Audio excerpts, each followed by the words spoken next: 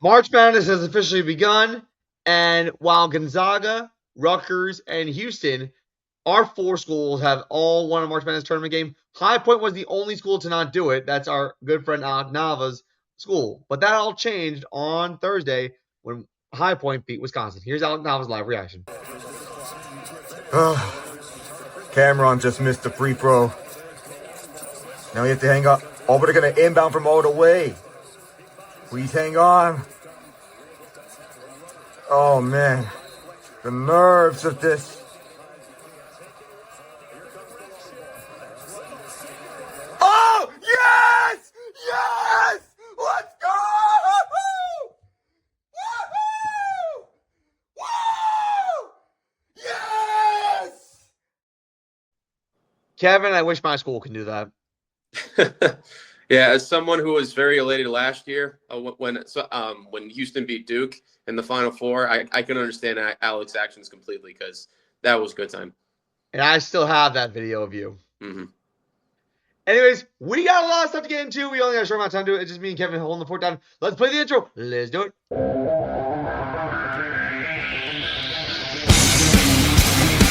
Flag football's almost as bad as amateur wrestling. There's a lot that needs to be fixed.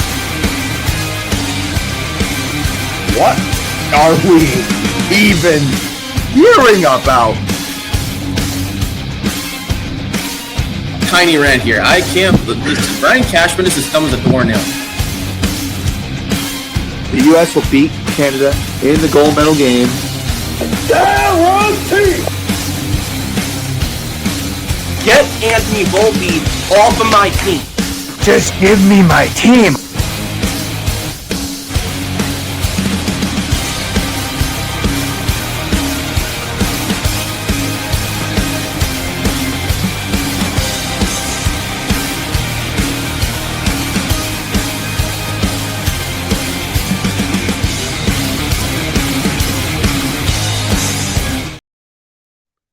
Well, it's officially happened, folks. March Madness is underway. We're officially in round 2 of the tournament. A couple of games have gone final. Michigan knocked off St. Louis 95-72. And then Michigan State versus Louisville just went final 77-69. But that's not the main story. The main story is our March Madness Bracket Challenge, which, by the way, if you haven't heard, we're at a $1,000 pot. Yeah. Which is absolutely insane. I wish I was making this up. I'm not making this up. We have 100 entries, which means 100 times $10 entries. That's $1,000. Last time when we did this, we raised $600 under a different name. And as someone who put this whole thing together, and like Kevin and Alec and John helping us out, that was insane, the amount of money we raised. Yeah, getting exactly 100 brackets into the challenge as well, which is absolutely insane. Exactly 100. It wasn't like 9. Well, at one point we did have 99. I guess someone entered the tournament last moment. Mm-hmm. But for all those who chipped in, whether it be friends from Armchair's Discord, whether it be friends, family, coworkers, whatever, you made this happen, and you're awesome. Mm-hmm. And I'm telling you right now, you put in the money, whoever wins this bracket challenge is going to be one lucky person, because $1,000, especially in today's day and age, is a lot of money. Mm-hmm. For sure. Especially for some of us. Anyways, Matt Siriani and Kevin Zelicskovics. So last time we recorded something, it actually went up today at the time of this recording, it was Saturday. But we did our Major League Baseball fantasy draft with myself, Kevin, Alec Nava, who's at a birthday party, and then John Walsh, who's got some conflict going on, and then also Randy Couray, Voice of the Fans. Pretty fun time, I must say. For someone who's never done fantasy baseball before, it's pretty nice to see. And I think it's only fitting that we start off with March Madness and college basketball in general. And the reason why is because not just of the $1,000, but also because of like the amount of events that happened and took place. Mm-hmm. We're going to start off with the first 4 recap really quick because that was a little bit ago.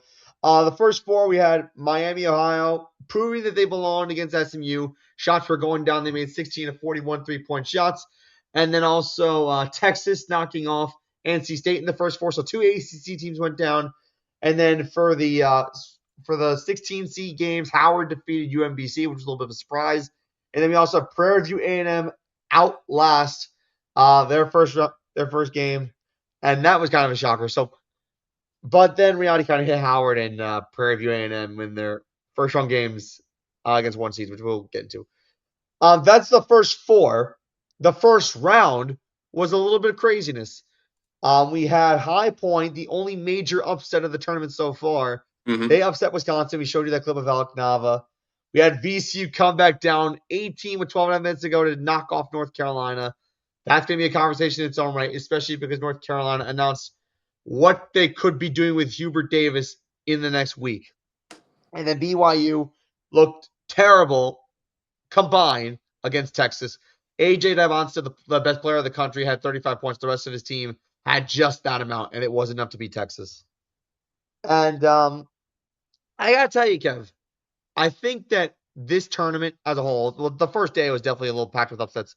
Second day, not as much, but like, what was your biggest takeaways from the first four and first round combined? Well, I thought that the first four was a good showcase. I'm showing you why Miami, Ohio deserved to be in the tournament, not just as a first four team, in my opinion, but actually as an actual team, not needing to go through a playing game like the first four like that. The first round in general, like you said, there's been like a couple of upsets. Like you mentioned, High Point beating Wisconsin. That was a great game.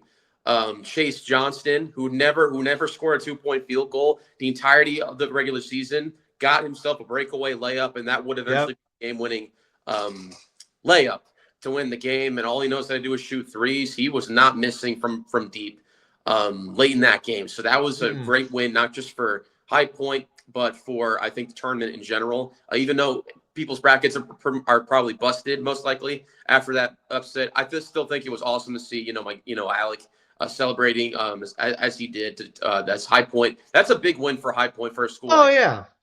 Who knows if they continue to win, if they are able to knock off Arkansas next round, and you're able to see them go on a Cinderella run, you might even see more high-end recruits want to come to High Point and like be a part of the journey, of being a High Point Panther. So I think it's a great win for that program and a great win for the tournament. And it embraces, the craziness of March Madness. VCU, the other big upset. I think almost everybody had North Carolina in this one. I did in 4 of my 5 brackets. I only had a VCU in just the 1 bracket. North Carolina, they could not hit a free throw to save their life in the last minute. They had so many chances to get themselves back into the game. I think they missed 5 free throws in a row in the last minute, which is very shocking, very disappointing. I understand that they didn't have Caleb Wilson and he was hurt, but I would have expected a team like North Carolina to at least get past the first round. So that was a little bit disappointing. The BYU game against Texas, again, very, very, very disappointing because Texas, how about them? They were a first 4 team. They barely beat NC State. They beat them only by 2 to get to the first round. And then they beat BYU in the first round, 79-71 by 8 points. And you mentioned AJ Davonsta, probably going to go number 1 overall in this upcoming NBA draft. He played great. He had over 35 points. He basically scored half the points for BYU. The rest of his team didn't do a dang thing. Basically, Davonsta is a bunch of scrubs, if you ask me, because there's absolutely no reason why BYU should have lost that first round to a first 4 team in Texas, who was 19-14 heading into this game. And BYU is a Big 12 team, and to get beat by Texas is absolutely shameful. And I know a lot of brackets were busted then. I know not all of them, but most of them were, because BYU, you expect a team like BYU with the best player in the country, you can argue, in AJ Davonsta to at least get past the first round, and then maybe lose the second round. Maybe they get past the second round in some brackets, but absolutely, they should have absolutely knocked the socks off of Texas. Another game that I thought was really interesting first round. I mean, we got to talk about that Santa Clara and Kentucky game because let me tell you, I had Kentucky, and then I saw Santa Clara storming back in the last few minutes. And I'm like, Kentucky, please do not choke this, because I've already lost some games and I do not need this upset right now. And Santa Clara with the 3 with 2 seconds left. I'm like, oh my God, here it comes again. And then, oh my God, what was his name? Otega Oweh. Otega Oweh. The half-court shot, buzzer-beating 3 to tie the game to send into OT. And I think everybody, including myself, literally had the shocked reaction when that happened, and like a gift from God, like if you can call it that, with that half-court shot by Elway. And then Kentucky was able to buckle down defensively, score some timely baskets, and then they end up winning the game 89-84 in OT and advance to the second round. And the people who had Santa Clara in their brackets are in shambles after that, for sure. But that was probably one of the better games, along with the High Point game in the first round, in my opinion. I gotta tell you, that was a miracle shot for Ortega Oweh, and it saved Kentucky's season. Yeah, for sure. Like, I don't know how they were able to pull that off, and then Kentucky dominated overtime and ended up winning. I think 89-84 was the final in that one. Also some other games, like I think all the 9 seeds beat the 8 seeds. Yeah, which I thought was actually kind of crazy. So it was a clean sweep on that front, which you hardly ever see with all lower seed getting the clean sweeps. But one thing that you mentioned beforehand was these 8-9 games are always tough to decide. Yeah, they really are. It's so tough. Like when it's like the middle number matchups, so it's like 8-9 or 7-10 or the 12-5. I mean, you saw High Point was a 12 seed, maybe a 5 seed in Wisconsin, but like those mid seeded matchups, they're so hard to predict because they're not as clear cut as like a 1 seed beating a 16 seed. Like you're almost automatically the 1 seed is going to be beating the 16 seed like 99.9% of the time. With a 7 to 10 matchup or an 8-9 matchup, you kind of just have to. It's a pick 'em at that point. Basically, like who do you have as like the grittier team? It's like you can't really like base like a bracket around like a seed higher. Like if it's like an 8 seed over a 9 seed, you really can't predict stuff like that. And speaking of a 1-16 game, another game that stood out to me that it really shouldn't have was the Siena Duke game. Yep. Duke barely beats Siena, a 16 seed, by 6 points, 71-65. Siena, I've never even heard of Siena. I did make a meme bracket and had Siena win in that meme bracket. You did. But Siena, like they came out playing good against you can argue one of the best teams, if not the best team in the country, in Duke. And they outscored them 43-32 in the first half. That's very shocking. That Siena led by 11 points at the half. And what's even more shocking is the fact that they didn't sub out a single player the entire game.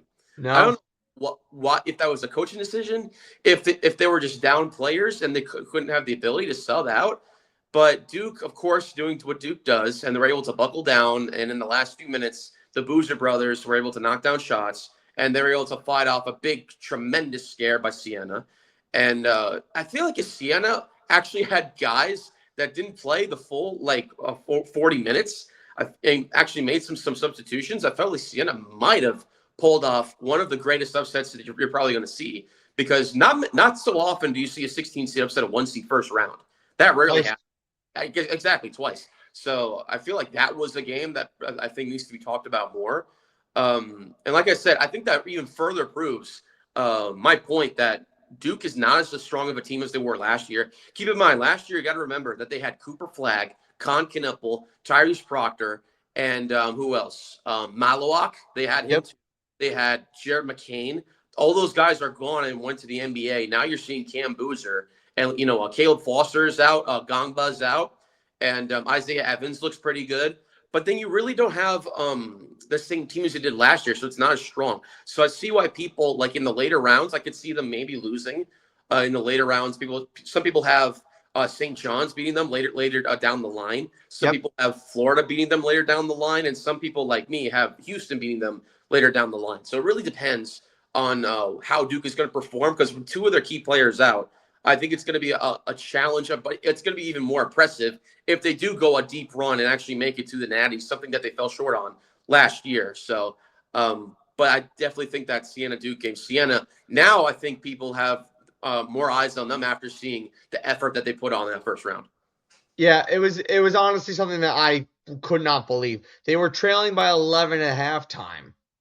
And there was one person in that CBS pregame panel that said sometimes if you're a 1 seed going against a 16 seed, you tend to underestimate your opponent. Absolutely. And you kind of like sleepwalk in, you're thinking, oh, we could beat it. And that's exactly what Duke did. Yeah. They took Siena lightly, and they almost paid for it. Yeah, the one thing you can't do if you're a 1 seed in a 16 seed matchup, the one thing is underestimate your opponent. I feel like that goes for any elite team going up against a very inferior team, you can't underestimate your opponent. You have to treat them as if they're like a rival conference opponent, and then just play your game and don't really think about what the other team's record is. It's 0-0 to start the game. And imagine if it's a 0-0 record for both teams. I feel like that's the mindset you should go heading into a game like that. Look at the Kansas game first round against Cal Baptist. They barely beat that team. They beat that team only by 8 points, and Cal Baptist was a 13 seed. So I think that's another case where a higher seed underestimate their opponent a little bit. Something that really can happen, because if you look at other matchups, let's say St. John's against Northern Iowa, a 5 seed going up against a 12 seed. St. John's crushed them. They didn't falter. They didn't waver, and they certainly didn't underestimate their opponent. And you look at other teams that did this. Virginia, Wright State, gave them a run for their money. The Wright State was at some points in the game, and Virginia won by only 9 points. So that's another case there. Furman against UConn. Furman was actually really close to UConn until the final closing minutes, and UConn was able to win by 11. But that's what I'm talking about here. So some of these teams are you expect them to win, but you expect them to win by way more than what happened. Yeah. And that's probably why people see issues with certain teams like Duke, like UConn, even Kansas to a point, because Kansas, they're one of those teams that can either beat a team by 20 points, or they're a team that can lose to an inferior team but by 10. So that's why I think some people had Cal Baptist getting the upset over Kansas first round, and then either beating St. John's or losing to St. John's in the second round. So you got to really factor in stuff like that. And even some teams like Texas Tech, no JT Toppin, their best player, so you got to factor in stuff there. Probably why people had Akron upsetting them first round. Yeah. But people like me, even who have watched the Big 12 all season long, Big 12 teams play different. And even if they're down a man, I feel like the Big 12 teams find ways to win. But that's why I think Texas Tech was at least going to get past the first round there. So there's a lot of matchups to where you can look at and teams okay, this team's flawed. Can they play better against a little bit better competition? Because I feel like the underestimation factor, like you said, really contributes to how those teams are perceived.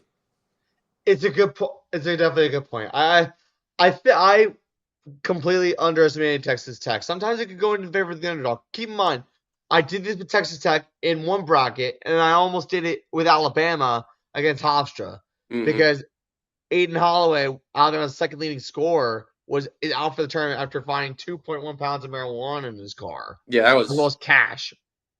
Unacceptable. Yeah, I don't understand what goes through these college kids' mind. They're making NIL money, millions of dollars, and you're just doing stupid stuff like that, like spending it on drugs and committing crimes and all of that. And you're out of the NCAA tournament. What did it cost? I mean, you not participating. I mean, you're already making millions of dollars just playing the game. Oh yeah. In college, geez, I wish I would have been good at a sport and played in college. I wish I would have got NIL money. I certainly wouldn't be doing the job I was doing now. If I got NIL money, for sure. But that's just, you gotta have a better mindset. If you're a college athlete, especially when the league is paying you to play, something that didn't happen years and years ago, and until NIL actually became a thing in the transfer portal and all that. So you gotta have a sharper mind than that. Yeah, it's honestly, it's despicable. I think that these kids just don't think. And you mentioned, the transfer portal and NIL. I kind of was wondering if we were going to get exactly what we got last year, which is 4 1 seeds in the Final Four. Now, I'm hoping it doesn't happen, because that would just take away from March Madness. But March Madness, I would say since last year, kind of started to die, because the Cinderella aspect of it is kind of gone. If you look at last year, 2 12 seeds and 11 seed won on the first day of the tournament in the first round. And then after that, a 10 seed made to the Sweet 16, which kind of happens. But I wouldn't be shocked if we don't see High Point or Texas or VCU in the Sweet 16. Because the way NIL is working, where these bigger schools are offering kids more money, the transfer portal where these kids want to leave lower schools to go to bigger schools to make more money and get more recognition, it's killing them. I mean, look at the guy. There's a guy from Kansas. I forget his name, I think it was, I forget his name, but he played at Wagner in 2023, 24, when Wagner won the first 4 game and they made it to the first round. Wagner had 7 healthy players. I forget the guy's name. I'm blanking on him, which is going to kill me. But it's one of those things where it's like you want to see Wagner continue to build a program and develop a program, and also just continuity with the students that you're bringing in on your roster. So that's what kind of takes away from it with the NIL and transfer portal, because now you're not guaranteed to do good if you're a mid-major champion, unless you're High Point, who did get top 25 votes. And they lost their coach from last year, and they turned out to be fine, if not better than last year. Yeah, I think that just goes to show you, like, I think that's why March Madness helps teams like High Point.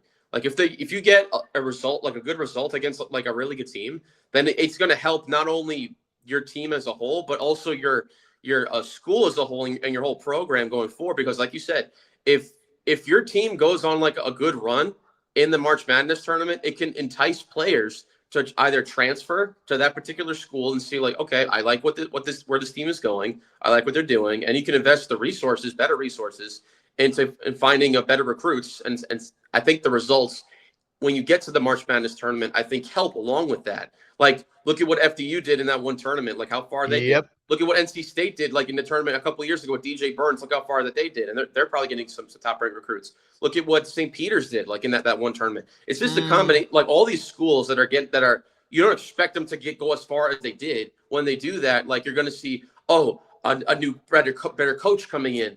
Some more recruits coming in. It only helps and benefits schools like that if you can produce and actually win against higher ranked competition within this tournament. That's why this March Madness is always so great, because it's not always like the top ranked teams making it as far as you think they're going to be, because there are teams like High Point and who else, and VCU, who are making these runs. And even though it's only after one game, that one game, even just making it to the tournament for some of these schools is very, very big for them. Like, I know you see schools like, Prairie View of A&M and all that get blown out by, like, a 1 seed.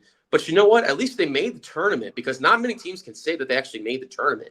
Because I think that it shows a testament to where, okay, we're good enough to actually be into the NCAA tournament and actually go to the dance. And that's a great accomplishment to have in and of itself. And I think that might entice players to go there, especially if you win a game in there, and then it might push your program forward and step it in the right direction. And you are right about one thing: the word exposure, where you're going to get more people looking at your school. People are going to want to entice to be there, especially if like you're a Cinderella school. The problem is, though, these coaches, like St. Peter's coach Shaheen Holloway at the time, he's now the head coach of Seton Hall, because these big schools, these big Power 4 schools, or big mid-major schools that want a better coach, they're going to go after the mid-major coaches that make a big impact and take them to help them turn around their program. That's what happened with Seton Hall with Shaheen Holloway when he left St. Peter's. It happened with FAU when Dusty May was the coach there. He took them to the Final Four. They were part of Conference USA. Now Dusty May is the head coach of the University of Michigan when Michigan bottomed out with Juwan Howard. So that's kind of another thing that I don't like. It's like you're seeing Power 4 schools take candy away from children almost, essentially, where good coaches are leaving to go to bigger schools to make more money and also bigger exposure, when you could really create an authentic rise from the ground up. But people don't want to do that. And speaking of coaches, mid-major coaches getting hired, I got a question for you, Matt. Do you think that the Miami, Ohio head coach is going to get a new job elsewhere, even though they lost to Tennessee, which we'll get to in a little bit? But do you think that he's going to be hired by another higher ranked school, like after the run that they went on, perfect season, first time in years that's happened, and like the one of 6 teams only all time to have a perfect regular season, even though they lost first round? Do you think their head coach is going to get hired by like a higher ranked school? I would be shocked if Travis Steele does get looked at. Maybe Rutgers could look at him, because Rutgers is terrible. You did mention that Steve Peichel needed to be fired, so maybe I'll say Peichel. Yeah, get him out of here. Get him out. So I feel like that's a perfect opportunity, because like you mentioned, these mid-major schools, some teams look at. I think that would be a good fit, honestly, because like Miami, Ohio, like if you get a guy like that who actually like has seen success with the Miami, Ohio team that like you said, no one saw coming at the beginning of the year. Everyone was looking at like other teams. No one was even paying attention to a team like Miami, Ohio because of the conference that they were in and because of how weak the conference was. But now you see them going a perfect record. That's a good indication of coaching and like how Miami, Ohio was one of the best offenses in the country. They know how to defend well. They know how to shoot the three very well. And they're a team that has very good chemistry. And I think that boils down to coaching. So if Miami, Ohio's head coach goes elsewhere, Rutgers, I think will be perfect fit. Not only because right now Rutgers has been struggling in their basketball program for a while, but I feel like it might jumpstart them to going back to like the dance, something that you would see them do regularly, like when they still had when they had Dylan Harper and Ace Bailey for only the 1 year. Yep. But even then, like in that one tournament when they went up against my team, Houston, Rutgers looked really good in that They game. did. So like I feel like if you get like another like really good head coach like the Miami, Ohio head coach, I feel like that could put you in the right direction going forward, especially in your basketball program. Oh yeah, honestly, Rutgers needs a spark, and Mhm. I wouldn't be shocked if what we did, or what NC State did, because Will Wade, who was the head coach of McNeese last year, went to NC State to become their new head coach. Now McNeese ended up getting back to the tournament anyway this year for the second year in a row.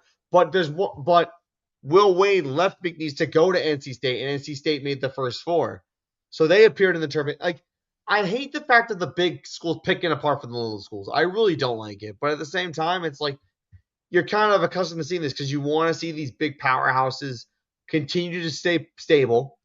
And if Rutgers goes that route, I wouldn't be like, just get Steve Peichel out of here. Get Steve Peichel out of here. Yeah, the problem is like with the big schools like picking from like the lower schools, it's really boils down to like money and resources, right? Oh Because like yeah, all those other schools like have the money to entice mid level coaches like that to come work for like, hey, if you come coach us, like we'll pay you like double or triple or you like something like that of what you were making with that school because we believe in you, we love what you did. Can you come like coach this team? And like I feel like it boils down to that. And I feel like it's also kind of a shame, like you said, unless like it depends on like like how loyal the coach is at the time, like if he's going to like take the money for a higher school and better opportunity, or if he's going to stay loyal and continue to build the program and develop. It really comes down to the head coach himself. I remember, I think like a couple of years ago when Dan Hurley, the head coach for UConn, remember he got offered to be the job to be the head coach of the Lakers at the time, and he promptly turned that down to stay with UConn because they were back-to-back champions at that time. Why would he go straight to an NBA team at that point? I mean, why would he? Like that's that difference. I feel like between money and like loyalty yep. is a guy like Dan Hurley. Like it really depends on coaches like that. And then like you're seeing what UConn's doing right now. Sure, they're not as strong as some of the other teams like when they won their championships, but they're still getting into the tournament every single year. And I feel like they're going to be at least a Sweet 16 team, if not an Elite 8 team this year. So that's kind of what separates like, coaches leaving for like more money and like a better opportunity rather than like a coach that stays and is loyal and is committed to developing that program and continuing to get better. That's a valid point. I want to see authentic lower schools develop and rise from the ground up and continue to build something strong. But again, money talks. Yeah. And that's the big thing. Like, money is like a very valuable resource, especially in today's age. But it definitely is worth this kind of discussion just because the tournament is taking a hit because of it. And I wouldn't be shocked if like the NCAA baseball tournament takes a hit from this. I wouldn't be shocked if the college football playoff takes a hit from this. Because like while we saw James Madison and Tulane make it in, they both got blown out in their respective games against Oregon and Ole Miss, respectively. And I think the committee for the college football playoff is just a little bit starting to regret the decision of having a one group of five conference champion in there just because they're getting blown out every time.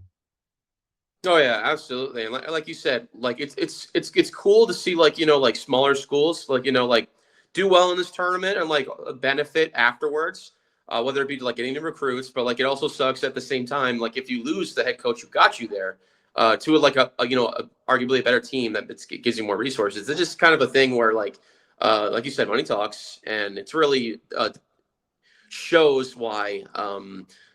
Cinderella stories can happen in March Madness and why March Madness is just such a great tournament.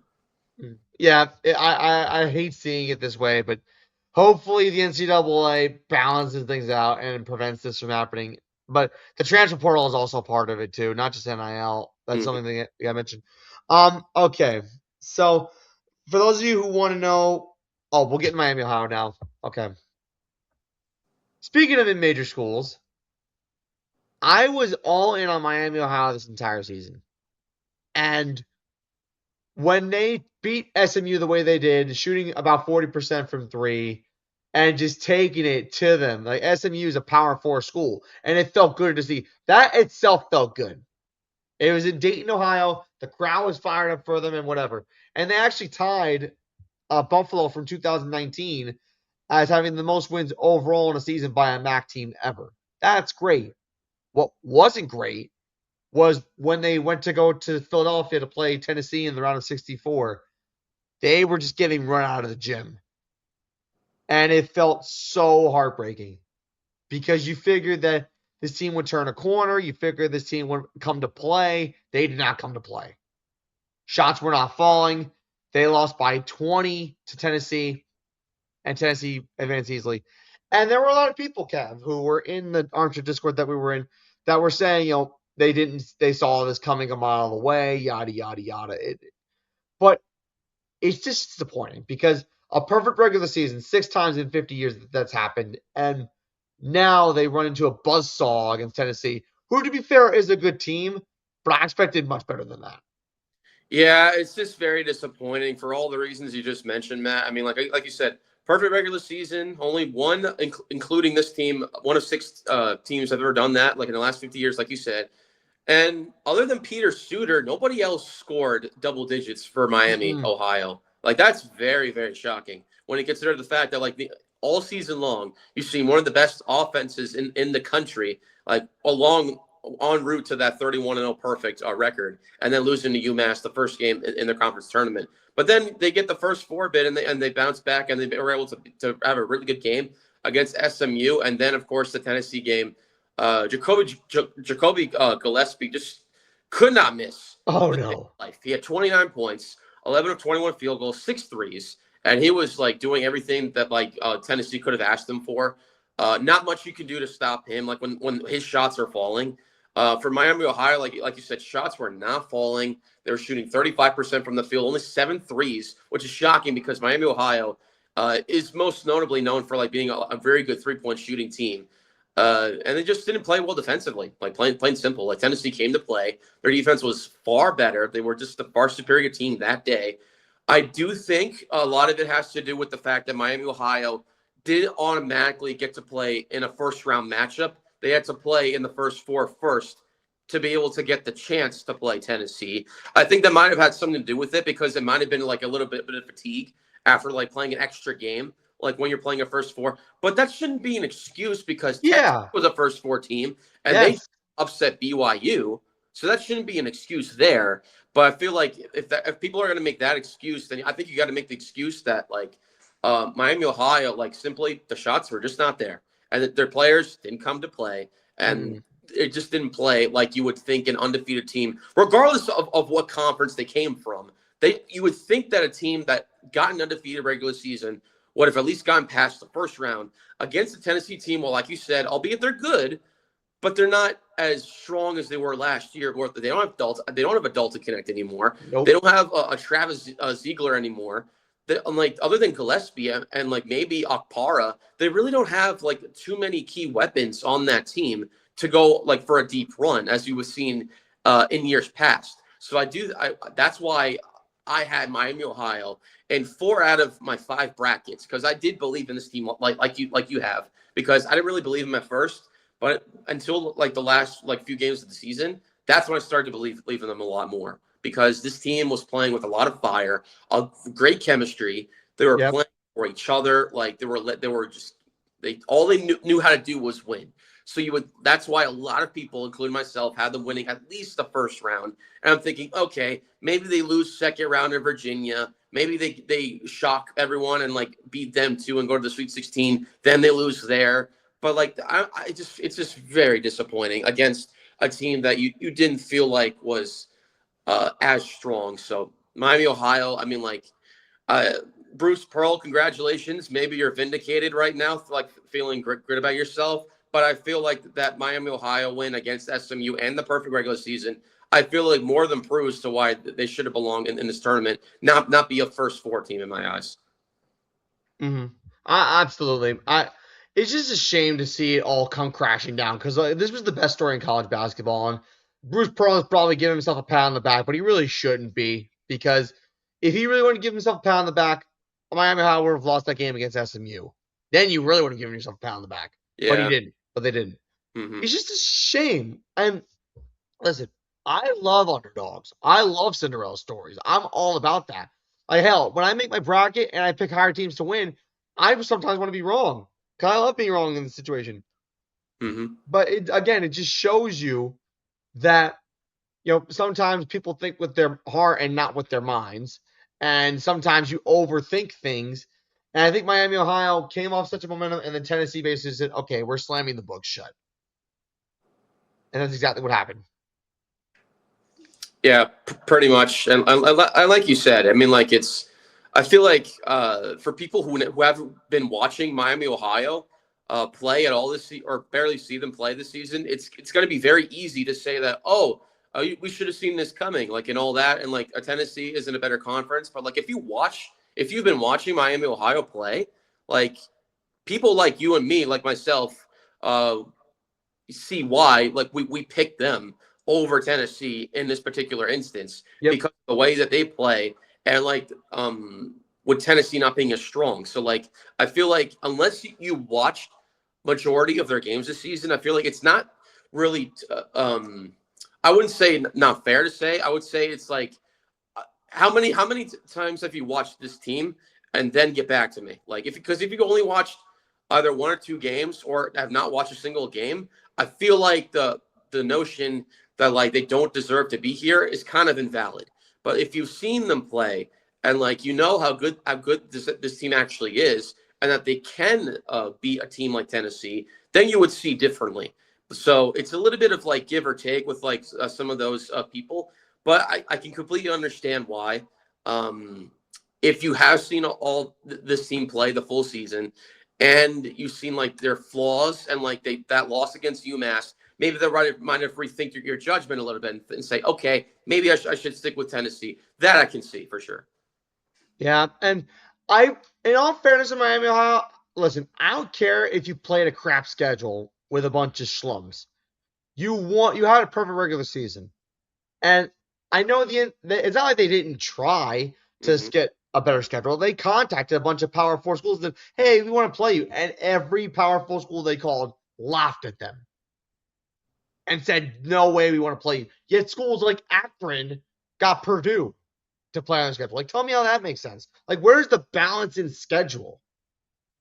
I feel like that's another issue now because I feel like with Miami, Ohio, after the season that they did put on, I feel like now higher schools are going to be taken seriously if they do call again to say, hey, we want to play you. I'm like, okay, like this team went undefeated last year. Let's see if we can beat them. I feel like now teams will listen because I feel like with Akron, I feel like they were doing really good in the MAC conference in years past. So I feel like that's why certain teams like Purdue accepted like the bid to actually face a team like that, because I know we're going to talk about the WBC later, but WBC stands for another thing, for an acronym that I always like to use in any sport. It's called winning builds culture. So when you win, it builds not only a culture, but it also entices other teams to like, okay, let's get some competition in here. I see you. I see the way that you've played.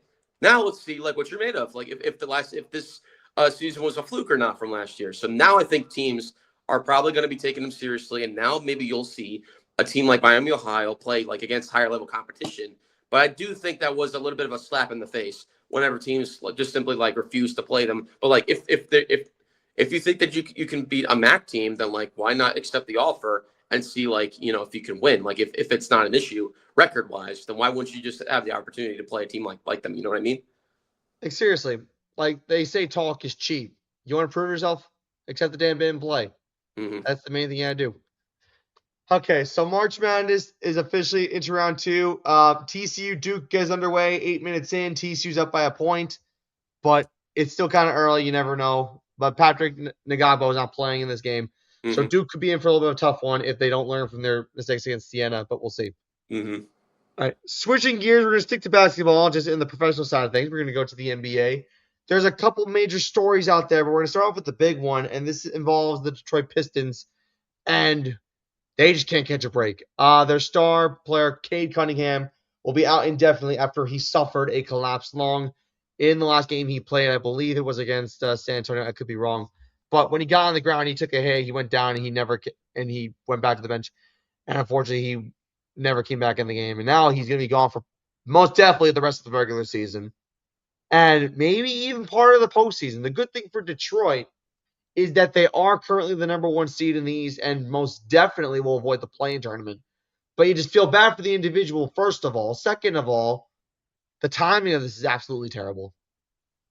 Yeah, it's just so disappointing. But another good thing for Detroit is they've already clinched a playoff berth, so there's playoffs Correct.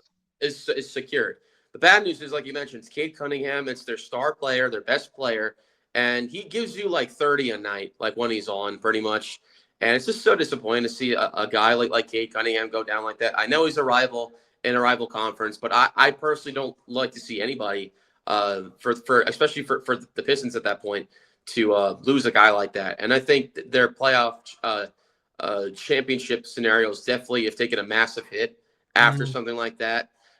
Many people recently had the Pistons going not just to the NBA Finals, but winning it all because of the play with Cade Cunningham, because of the great job that JP Bickerstaff has done with this squad, how defensively heavy this team is. And I feel like Pistons, when they're all healthy, they're a complete team. You got your star franchise player in Cade Cunningham. I feel like every championship team has the formula of a franchise player, B, you have veterans who can score, C, a good coach, and D, guys who can defend. And I think Pistons have all of that. Franchise player, Cade Cunningham. Good coach, JP Bickerstaff. Veterans, Tobias Harris, Duncan Robinson. And even young players who can score. Kevin Herter, Dario Saric, Asar Thompson. That one guy they got from their G League, I forget what his name is. Jenkins, I think his name is. Isaiah Stewart, guys who can defend. Isaiah Stewart, Paul Reed. You got guys that can do all those things for you and more. So Pistons, absolutely, when they're healthy, they're a championship level team.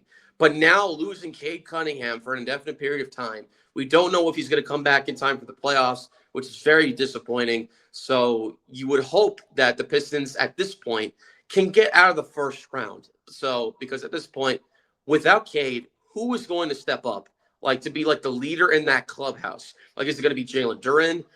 Is it going to be Asar Thompson? Who is it going to be? You really don't know. And I feel like the direction of this team is very contingent on the health of Cade Cunningham. And I feel like that's very disappointing for a guy like him to go down. And now at this point, if you were to ask me, I feel like Pistons might get a first round exit after this. I know it's tough, but I feel like Pistons are definitely moving in a step in the right direction. But they got to remain healthy, and I think this is a massive letdown for them and a big hit. We saw with the Celtics this year, they lost Jason Tatum, but you know what? There's still a ranked 2 seed in the Eastern Conference even without Tatum, and now he's back playing off a torn Achilles, which I think is a bad idea because he can aggravate his injury if you don't rest it if he's not too careful. So, but good teams find a way to win even without their star players sometimes. So, but for the Pistons, I feel like this is the first time that's ever happened to a team like them. So I feel like they're going to just try to ride the ship for the rest of the season and then see how the playoffs play out. But right now, their playoff chances and their championship aspirations not looking too good right now. And I know if you're Patrick Crush or Jake Hogger, you're probably not feeling too good about this because Detroit has had it very rough. They haven't won a championship in over 30 years. They haven't won a home playoff game since 2008. They had the horrible year a couple of years ago, and then they bounced back and were the 60 in the East last season. So you want to see this continue. You want to see them continue to excel. But then this happens. It's just a series of unfortunate events. And I can tell you right now, all of Detroit is probably feeling this right now. And hopefully they do get Cade Cunningham back for the playoffs. He's still healthy. I still think if Detroit holds on to the 1 seed or even the 2 seed if they get that, I think they can make it past because you're looking at Orlando or Miami as your first round opponent. Miami could trip you up, Yeah. but Orlando also has a tendency to make things interesting. Either way, I think you're going to need all hands on deck, and you just need all your star player for that. Yeah, like you said, guys that got to step up. Asar Thompson's got to step up. I think even Tobias Harris has to step up because, like you said, Yes. he's one of two veterans on this team, including Duncan Robinson, who can be like a good leader at times. We saw what he did like with the Sixers. I feel like he's got to be like the new leader in the clubhouse to really uh, carry that team and lead that team. And along with the other players that they still got who can score, the young faces like Asar Thompson, and another veteran who can work with Tobias Harris in conjunction, Duncan Robinson, who can shoot the three ball really good. Could possibly like lead the Pistons to still like in a good spot heading into the playoffs. But man, not having your franchise player in Cade is really gonna be hard Yep. for people to have them going past the first round, in my honest opinion. Yeah, it's going to be a tough row because the playoffs are when people are on their A game. So this is like I feel like depth is important. I feel like Detroit has been really solid all year long. They've won a lot of games for a reason. They're the number one seed in the East for a region, but now they're going to be put to the test, and let's see if they can stand up to that. Um, Also in the NBA with the playoffs around the corner, I think the playoffs are a little less than a month away, which is crazy to think because the time goes by way too damn fast. But I want to get your thoughts, Kev. Um, Across both conferences, who's getting hot at the right time and who's getting worse and who's cold at the wrong time? Well, let's start with the Eastern Conference first. I think that my New York Knicks are getting hot at the right time. They're currently on a 5-game win streak, and they're only a game and a half back of Boston for second in the Eastern Conference. And if you look at their schedule right now, their next, I would say, their next three opponents, Wizards, Pelicans, and Hornets, they should be winning all three of them. So they should be going on a 4, 5, 6, 7, an 8-game win streak. Then they have a big game, a rematch against Oklahoma City Thunder, who they had a really good game against their very first time that they faced them, and they only lost by a few points. And I feel like that'll be another good test for them. And the game after that at the Rockets, that'll be another great test. They did beat them the first time. They'll get a rematch there. And then to close out the regular season, they really only have one tough game, and that's at home against Boston, who you might see them face later down the line in the postseason. So they really only have three tough games left in the regular season, and they're getting hot. And a good thing about them is I know that they're doing all these wins without guys like Deuce Robinson. He's going to be hurt for the rest of the regular season, but he's going to come back during the playoffs. And they got guys at the trade deadline like Jose Alvarado and Jeremy Sohan who can help defensively if you need him. Other guys stepping up like Jordan Clarkson. I know he wasn't getting a lot of playing time for like the last month, but now he's starting to get back into the swing of things. With Alvarado struggling here or there, not really. With the Mikal Bridges struggling as immensely he has the last like 5 games. Not something you want to see. But Jordan Clarkson has helped fill the void, pick up the slack. And the Knicks, I think, like are in a good spot right now with where they're at. But we'll see what happens in the playoffs. For the Western Conference, a team that's getting really hot at the right time, Lakers. Yes. They're on an 8-game winning streak right now. Luka Doncic is in his bag. He's been scoring at least 30 or more the last like 6 games, and he's showing you why that Luka Doncic trade in the Mavericks was an absolute win for the Lakers, and I think it's paying off in tremendous dividends. And the Lakers right now they're in the 3rd seed. They've been like hopping around the 4 and 5 seed, even the 6th seed for most of the season, but now they're a top 3 seed in the Western Conference. They're not going to get the 2 seed because they're 7 games behind the Spurs, who are really good. Lakers are definitely getting hot at the right time, even with LeBron like barely playing. Because like it's may or may not be his last year. We'll see what he says. But Luka Doncic is carrying a team on his back, and I feel like the Lakers I feel like they might go into the semis, maybe even into the West Finals. We'll have to see about that. But right now, currently as it stands, Lakers are one of the hottest teams in the league right now. The Lakers are playing with their hair on fire. Luka Doncic especially. And I know that Shea Gilgeous-Alexander shattered Will Chamberlain's 20 points per game record. I respect him for that, but Luka Doncic is dropping 60 points one game. He's hitting buzzer. He's getting big baskets in the game to help the team win game. Like Luka should probably get MVP consideration if anything. I know that SGA is the face of the league at this point, but you can't ignore how well Luka's doing. And I think this is just a case of what's to come in the later years of Luka that the Lakers have. LeBron is probably feeling great, the fact that he doesn't have to, quote unquote, put the team on his back, because that's what he's been saying for years. Mm-hmm. But the Lakers are good. Like right now, they're the 3 seed, as you mentioned before. They're riding an 8-game win streak. I think that if they were to get a first round matchup against Minnesota, although that might be tough because Minnesota creamed the Lakers last time in the playoffs. But I think that that's a good team that's getting hot. The Knicks, I think, are a team that just needs to keep tuning up because they're looking like they're going to be a 3 seed. Boston looks like they're going to be tough to catch, that 2 seed. At one point, it was in their reach.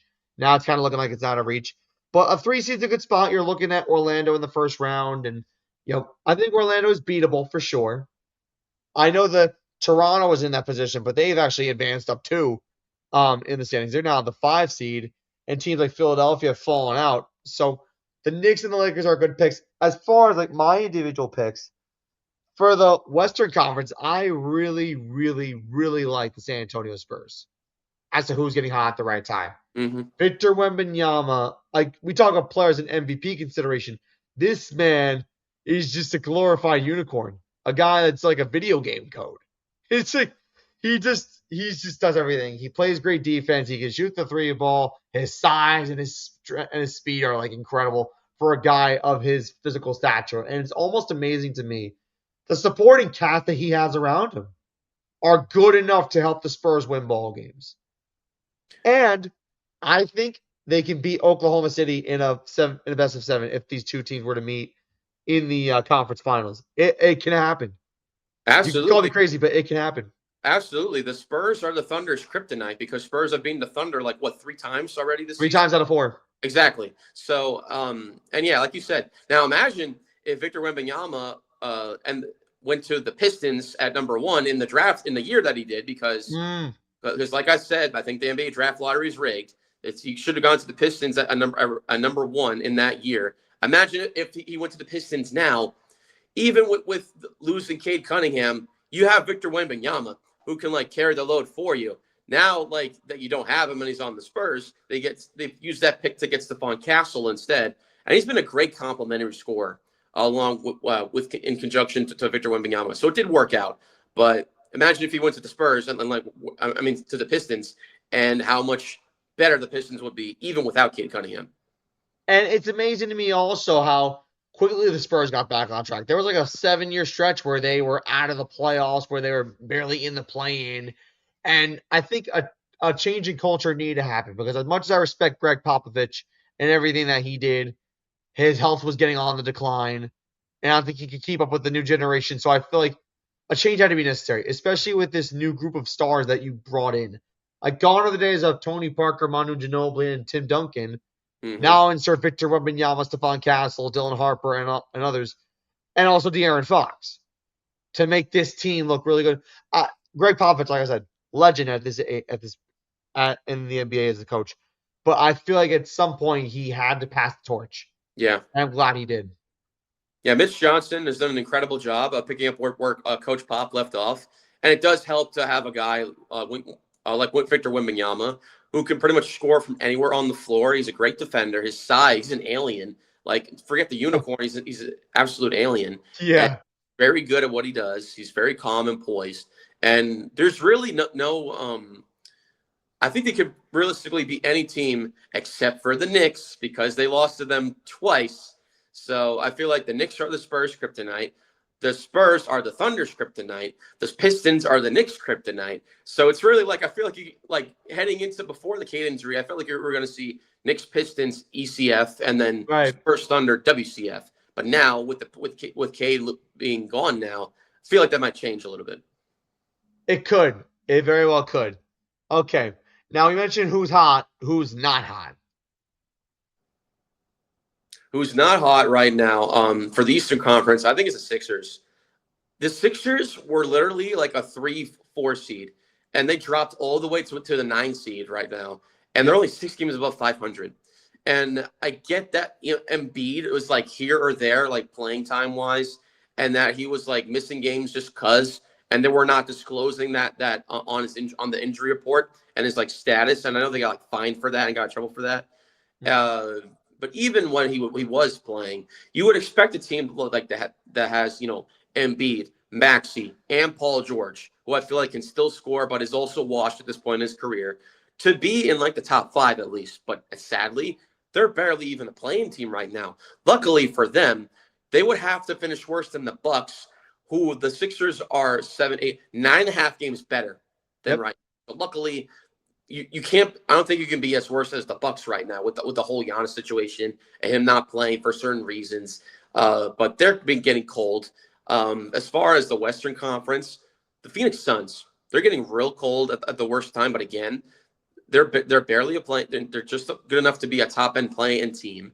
And again, luckily for them, they shouldn't be worse than the Pelicans, who are on the outside looking in, who the Suns are 14 and a half games better than. So the Suns are going to be fine, but they're a team that's also getting cold too.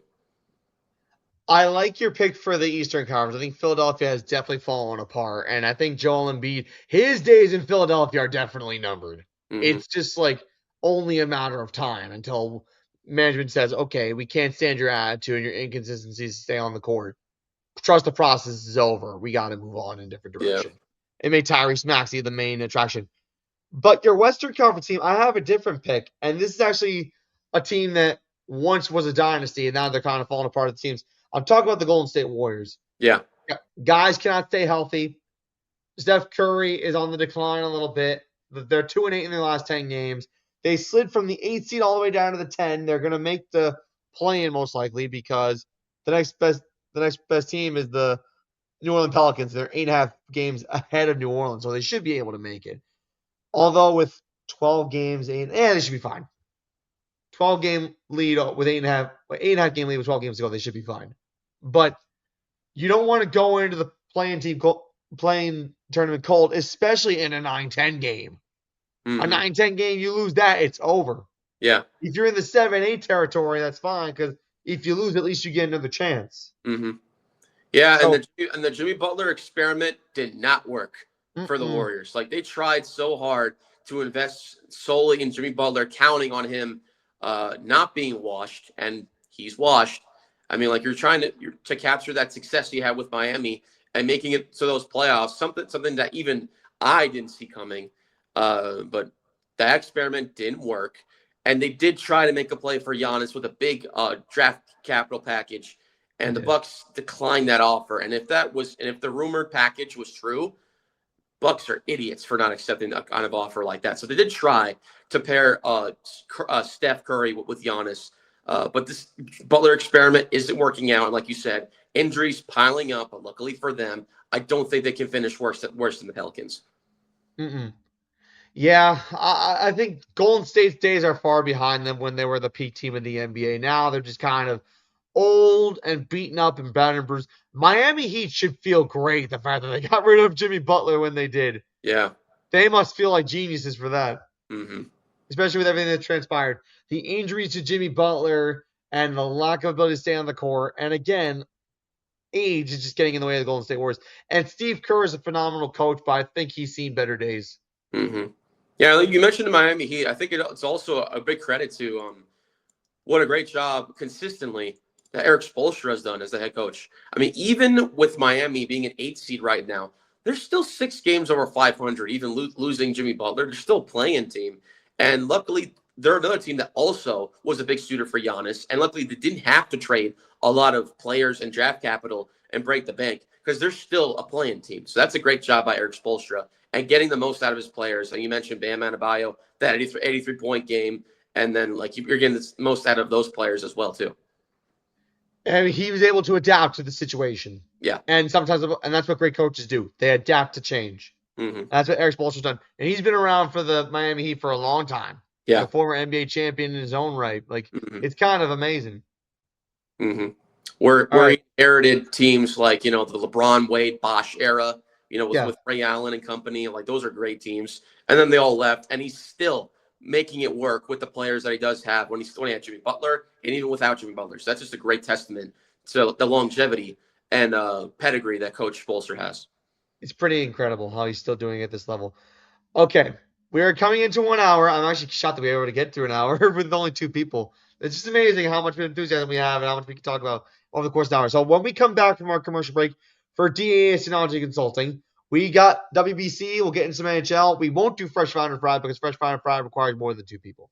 But anyways, DAS Technology Consulting is there for you for all your IT infrastructure needs for data center services and AI services and everything else to make your data center and technology company run smoothly. Here's Darren Siriani on more. Take a listen.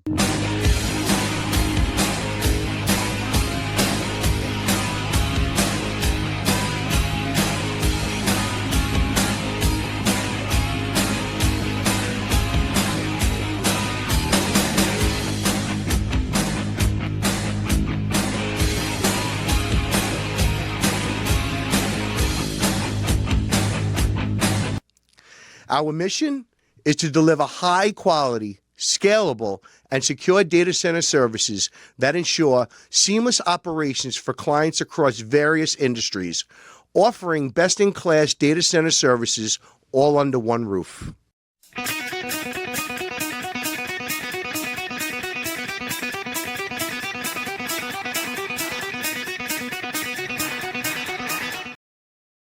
DAS Technology Consulting is the company for you. He's been in business for over 30 years, and he's still thriving. I can tell you that.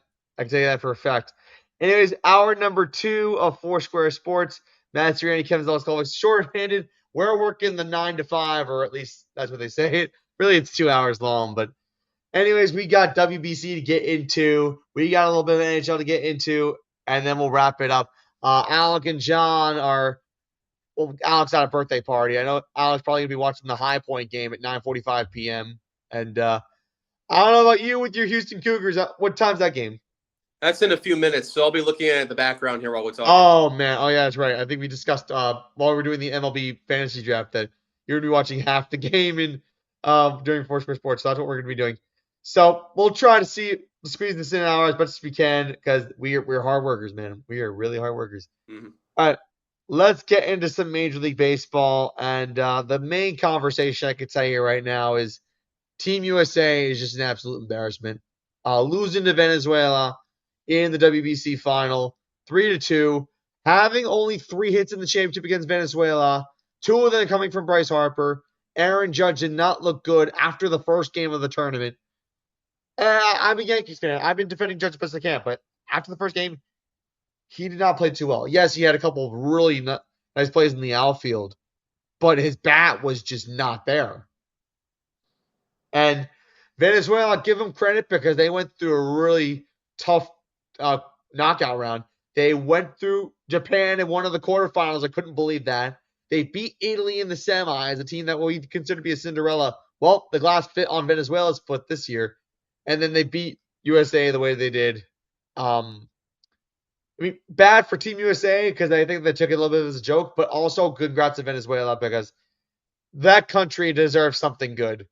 That country, we don't talk politics on the show, but that country deserves every good thing that they can get. Yeah, I mean, you got to give credit to Venezuela. Their pitching staff was really, really lights out in that game against USA. And like you said, their defense was sound. They made the timely hits, especially, of course, Eugenio Suarez in the 9th inning when it was a tie game. After that, Bryce Harper, it's a game-tying 2-run homer. Eugenio Suarez, go-ahead double. And then it was a simple lockdown defense-wise after that. And they absolutely deserve it. I mean, they knocked off Japan, the defending champions, in the round 2 rounds prior to that. And then they were able to knock off the Cinderella story of the tournament, Italy, the game before USA. You got to give a big credit to their coaches, Miguel Cabrera having his insight on everything with Team Venezuela. Venezuela, along with the Dominican Republic, are one of those teams that have a lot of firepower and a lot of great MLB players, including the likes of Ronald Acuna Jr., Willie Abreu, Eugenio Suarez, Salvador Perez, all those guys. Like, it's a really good lineup when you look at it on paper. And their pitching staff was, like I said, really, really good. Their starters, their bullpen, everything was really good. With the USA side, I feel like there's a lot of harsh criticisms that you've got to make. And first up, for Aaron Judge, let me just get this out of the way first. Yes, Aaron Judge played bad the last, I think 3 games. like in this WBC. There's absolutely no way you can sugarcoat it, even as a Yankees fan. He didn't play well. That last game that he had in particular, in the championship game, he went 0 for 4, 3 strikeouts. That last at-bat that he had, I don't know what he was doing. After Bryce Harper tied the game with that 2-run homer, he looked at 2 meatballs right down the middle for strikes 2 and 3. Don't know what he was thinking there. I feel like he was overthinking the at-bat. I felt like he was thinking, oh, he's going to throw some junk, and I'll look smarter and like not swing at it. I feel like it's something like that, a mental game. But Judge, I love you, but that wasn't good. But just again, I have to say it again, Matt. The last show, I had my Fresh Friday Friday about the criticisms that Judge is, bad, and like he's the whole reason why they lost the game. Again, I have to say it again. Aaron Judge is not the reason that they lost this game. Yes, he went 0 for 4 in this game, but are we just going to argue the offense was bad as a whole for Team USA? Oh, 2 yeah. of the 3 total hits that they got were from Bryce Harper alone, including that game-tying home run.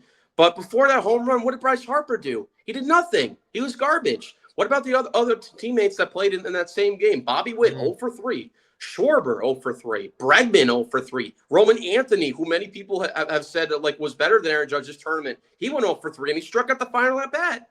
Will Smith, 0 for 3. Cal Raleigh didn't get a single hit this entire WBC, but he had better defense and should have been playing over Will Smith anyway, because Will Smith couldn't block a ball to save his life in the last 2 games this tournament. So why are you telling me that Aaron Judge is the sole reason of why he lost this game? It's absolutely not. I get that like he's held to a higher caliber and a higher expectation, and because he's the team captain or whatever, but you can't blame this sole game off of Judge when the whole team, offense-wise, didn't come through and didn't perform well. So stop with that argument. That's first off. Second of all, Mark DeRosa, I'll say it again, he should never be allowed to coach another WBC event ever again, because in this particular instance, he had Nolan McLean starting pitching, and to be fair for Nolan McLean, he didn't pitch awful. He did give up 2 runs, but overall I thought he pitched fine. The offense wasn't there. It didn't help anyone's case.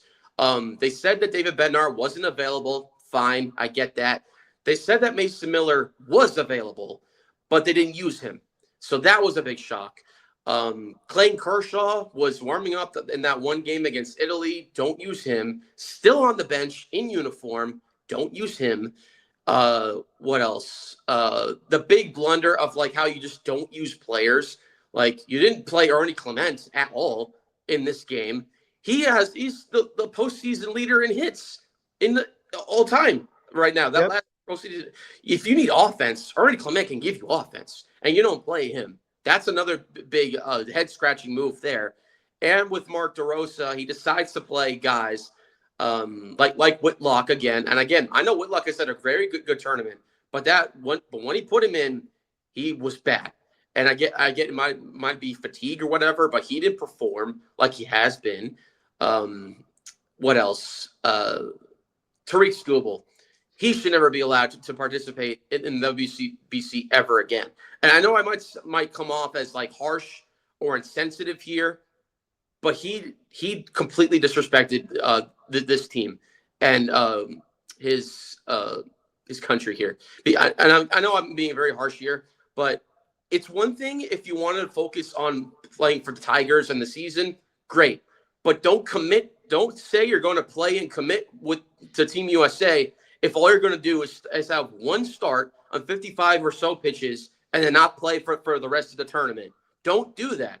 If you're going to focus on the Tigers and them only, don't participate. Don't accept the invite to come play, because you accepted the invite, played for one start, and said, nah, I'm good now. I'm going to go back to play for the Tigers for what? A meaningless spring training game where you had 60 or more pitches in the start that you did. Why on earth could you not pitch in a WBC championship game, if anything? And also another thing, for Team Venezuela, they had, I think, 2 or 3 pitchers that pitched on 1 day's rest. Why couldn't we have Paul Skeens pitch on 1 day's rest too?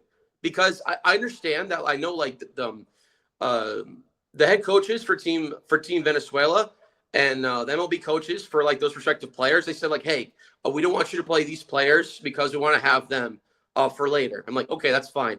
But the head coach for Team Venezuela talked to the MLB head coaches into letting them play, and then they're like, okay, fine, let him play. Why could Mark DeRosa do that? And like I get like we tried to get a better starting pitcher than Nolan McLean. We reached out to Hunter Brown, Garrett Crochet, who else? Other starting pitchers like of a certain caliber, and they didn't accept. And I think like that's a different scenario. If they didn't accept for like on their terms, that's one thing. That's what Tariq Skubal should have done. If you didn't feel comfortable playing in like a big bright lights in a best on best tournament, don't participate at all. Don't say you're going to participate, do it, and then leave for the rest. Don't tell me that like you've redeemed yourself by taking upon your own liberty to travel back in a rainstorm just to sit in the dugout and cheer your team on if you're not going to play. If you're not going to play, cheer your team on outside the dugout in the stands. Don't come in the dugout with a full uniform on and don't expect to play.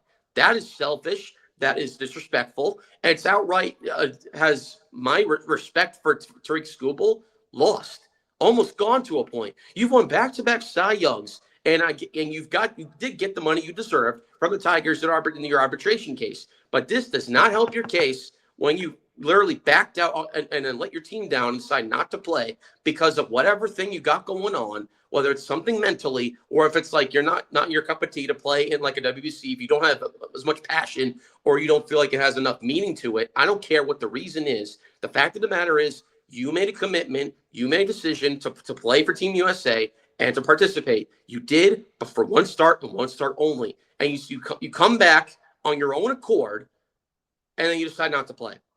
Don't understand the reason why, and I have little to no respect for Tariq Skubal after that now. And again, I feel like if Tariq Skubal would have pitched, maybe you would have seen a shutout, and possibly that Bryce Harper home run would have actually meant something. Because now it looks completely meaningless. Now it may look really cool at the time, but now it looks completely meaningless because you lost the game. And a big reason I get that Skubal was there. If he wasn't there, that's one thing. But he was there. He was in uniform. He was in the dugout. So you could have played him, but he decided not to. And Mark DeRosa, even if he was trying to talk him into it, decided not to. And that's a big disgrace to Mark DeRosa and Tariq Skubal and for the entirety of Team USA. And frankly, for Team USA, they did not have the passion. They did not have the vibes that other teams like Team Venezuela, Team Dominican Republic, even Team Italy with their espresso machines after every home run had. USA did not play with the passion that you would have liked to see play for your entire country. Every time that they would win a game, you would see them like, all right, cool, next game, guys. They don't see the passion like DR and Venezuela has, where they're like on fire. If someone hits a home run, if someone scores, if someone gets a hit, the opposing crowds, you don't see that with Team USA. And I feel like that was a big dichotomy between like how the Team USA felt and like how they played as a whole. And I think that WBC championship game against Venezuela encompassed all of that. And I think that Mark DeRosa and Tariq Skubal are the most to blame. Do not blame this on one sole particular player, and Aaron Judge. Blame the whole team, blame the coaching, and blame Tariq Skubal for not acting through on his commitment to play for Team USA. And right now, like if you were to ask me, like I wouldn't have Team USA in the next WBC. Heck, I wouldn't even have them getting past the first quarter final game after this. If they don't have the correct amount of players and they don't have players that have the fight, the firepower, the passion, if they don't have the right coach who's not an MLB Network analyst, then they might win another WBC. But for right now, I don't see it. And you won't have the problem with that. To add to your point, I feel like Team USA went into this lackadaisically. Yes. They didn't bring in a real manager. Nope. They let Tariq Skubal walk and didn't even fight for it. They take games as if it's business as usual, but no sort of passion. Like Olympic or international tournaments like this should mean something. And the USA took it as if it was like a joke or an exhibition. It was really kind of embarrassing. I get these lower tier countries like Venezuela, they cherish stuff like this. And probably not as much the USA or probably not as much Japan because those are two big baseball countries. But at the same time, if you want to assert your dominance and assert that you are the marquee market in baseball, you need to take this seriously. And Team USA was just very, very, very disrespecting the meaning of this whole tournament. And Mark DeRosa should never, ever, ever use his credentials for management ever again. I remember how we got Aaron Boone as our manager, and he was an analyst before he even became manager of the Yankees. It was something like this where it just didn't make sense. It didn't translate. And then Tarek Schoolball of it all, I hate what he did. It was so disrespectful, so egotistical for him to say, okay, I'll come back, but I'm not going to pitch. I'm going to take that extra spot in the dugout. Do you know how many people would dream to play in WBC representing your country? And you took it because why? You were one of the best pitchers in baseball for USA. That's why you have that spot.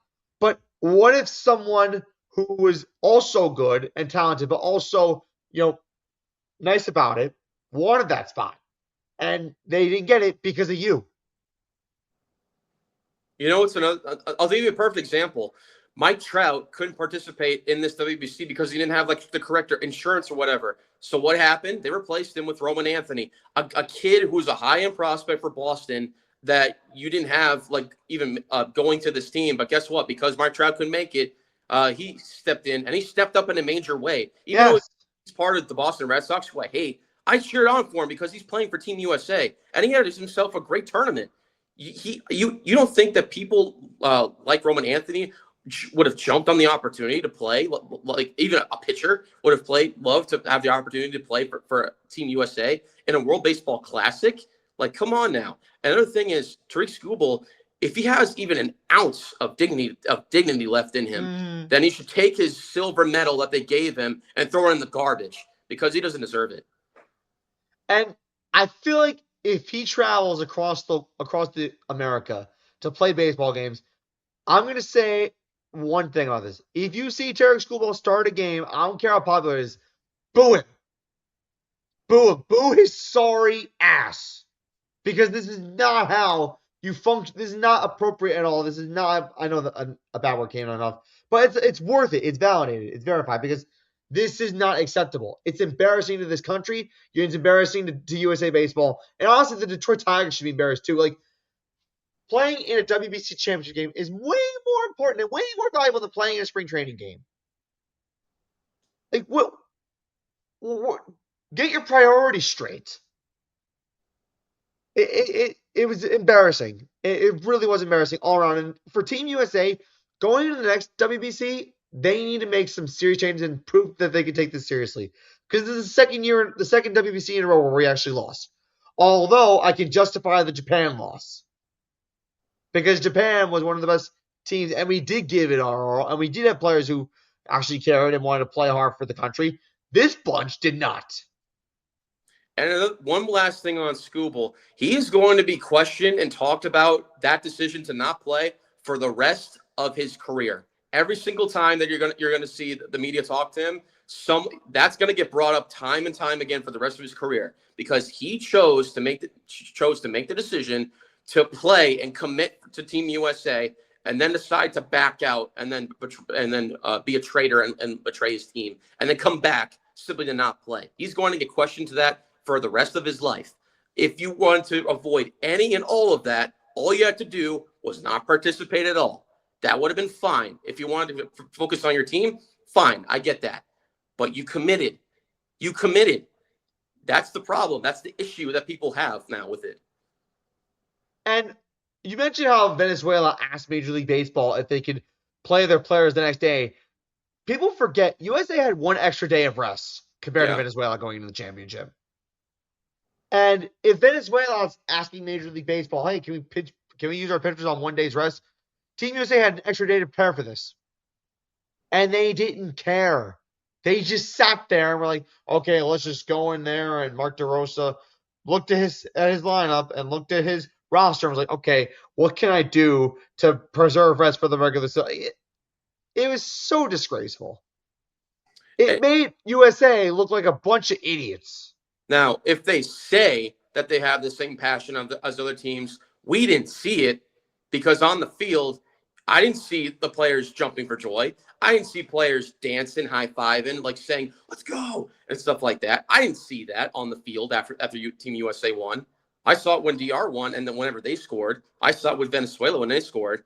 I saw the espresso machine get used to oblivion whenever Team Italy hit a home run. Yep. I didn't see that with USA. So if you're telling me one thing, I didn't see it. We Yeah. can't behind closed doors, but I don't see it like from a fan perspective. Like the talent and the roster might have been good. The desire and the sense of urgency was not good. No. At all. And if Mark DeRosa comes out or if Terry Schoolball comes out and says, oh, we gave it our all, we put a lot of effort. No, you're lying. You're lying when you say you put in effort. You're lying when you say that you were committed, that you had a sense of urgency. You're lying. Lies. Because if you actually cared about this event, if you cared about winning the WBC, Terry Schoolball would have either one, played the extra game because he only started one game. It's not like it's a whole 6-month commitment. You're getting 2 starts out of it. If anything, you're warming yourself up for a bigger situation, playing a WBC final than a spring training game. And because of the whole situation, I like before the WBC and after the arbitration case, people were already making up contract numbers for when eventually, inevitably, the Tigers trade him and he signs a contract with the new team. He's going to get $400 million, $450 million. That stock is probably going to be gone way down now. And he probably won't even go to another team after that. Who knows? Like this needs to change. Like if you wanted to establish a winning culture and make USA look like the dominant country in all of baseball, you did a terrible job representing this country. Talent doesn't hide your lack of desire. Mm-hmm. And Team USA should be embarrassed with themselves. Every single person in that dugout, pitchers, like everyone should be embarrassed. Mm-hmm. Absolutely. I think I said it in like that big Yankee rant I had. Whenever Randy and John were before the ALCS, the famous Jocko Willing quote, you can buy tools, you can buy talent, but you can't buy belief. And that's exactly what happened here. The Team USA had all the talent in the world, but they did not buy in as much as other teams did. It's very disappointing. Okay, so we're going to wrap up the sports talk with some hockey. Now, the first story I want to get into before we actually get into the Devils, because I know that Kevin's all over that, where I want to get into a story that actually involves a Devil, Jack Hughes. So the Hockey Hall of Fame reached out to Jack Hughes and told him that he will not be getting the golden goal puck from the Olympics that helped the USA win against Canada in the Winter Olympics this past or late last month. This is kind of shocking because I think that it was a significant goal in United States history. It was our first gold medal goal in 46 years. And I feel like Jack Hughes deserves that, especially because of how significant it was, and especially because of against Canada, who's the USA's biggest rival in hockey. I mean, he doesn't have Tate McRae, but I don't think that really matters. Mm-hmm. Yeah, I mean, I get why. I get both sides, actually. I mean, like, for the Jack Hughes side, I get it. Like, I scored. That's my puck. I want to keep that forever. That's a permanent, piece of what's it called? History. Played. So I get that. I get the other side too, where the IOC, the International Olympic Committee, decided to donate that puck to the Olympic Hall of Fame because it's that puck is a cornerstone to not just Olympic history, but for like USA sports history. So it's a big piece of like historical sports history. So I get why in that sense. So it is what it is. But I feel like the game itself, the recordings, the broadcast of the game, the moment is all going to sit with Jack Hughes. And I think you just want to have like a big piece of it. But I can understand why that, like, the IOC wanted to keep that for historical, reference and like, Right. So I can understand that part. I'm just kind of shocked that they at least wouldn't let him hold on to it because it's as much as it means to the Hockey Hall of Fame and as much as it means to hockey history, it would mean so much more to the player. Mm-hmm. So that's the first story on the board for hockey. Second story on the board for hockey, we're going to go over the playoff standings. First off, congratulations to the Colorado Avalanche, who became the first team to officially clinch a playoff spot, although the Dallas Stars are lurking in the shadows trying to take that President's Trophy position away from you. And honestly, you might want them to take the President's Trophy away from you.